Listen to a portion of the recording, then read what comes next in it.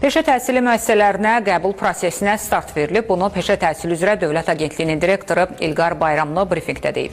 O bildirib ki, qəbul prosesinin ilk mərhələsində abituriyentlər bugündən avqustun 10-nadək portal.edu.az platformasında şəxsi kabinet yaradaraq qeydiyyatdan keçəcəklər. İlqar Bayramlı qeyd edib ki, abituriyentlər avqustun 5-nədək ixtisas seçimi edə biləcəklər. Qəbulun nəticələri avqustun 14-15-də şəxsi kabinet və SMS vasitəsilə elan olunacaq. Qəbul olunan şəxslərin peşə təhsili müəssisələrində qeydiyyatı isə avqustun 16-25-də aparılacaq.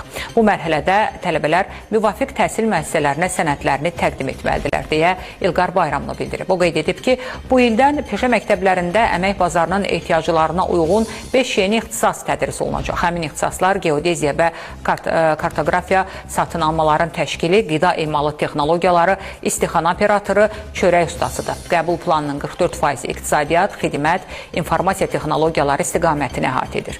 İlqar Bayramlı həmçinin bildirib ki, Bakıda və Qubada Türkiyə-Azərbaycan peşə təhsil müəssisəsi yaradılacaq. Azərbaycan və Türkiyə hökumətləri arası 2021-ci il imzalanmış protokol vardır.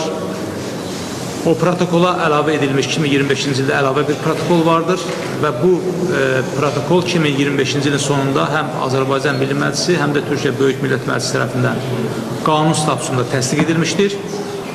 Bu protokolun icrası çərçivəsində biz qarşıdakı dövrdə Azərbaycan, Türkiyə birgə peşə təhsil müəssisəsinin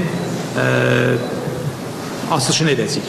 Yəni, Azərbaycanda 2 peşə təhsil müəssisəsi yaradılacaq, Türkiyə ilə birgə əməkdaşlıq əsasında. Bu müəssisədə təhsil alan məzun olacaq tələbələr həm Azərbaycan qanunvericiliyinə uyğun olaraq peşə diplomu ilə, həm də Türkiyə qanunvericiliyinə uyğun olaraq peşə diplomu ilə təmin olacaq.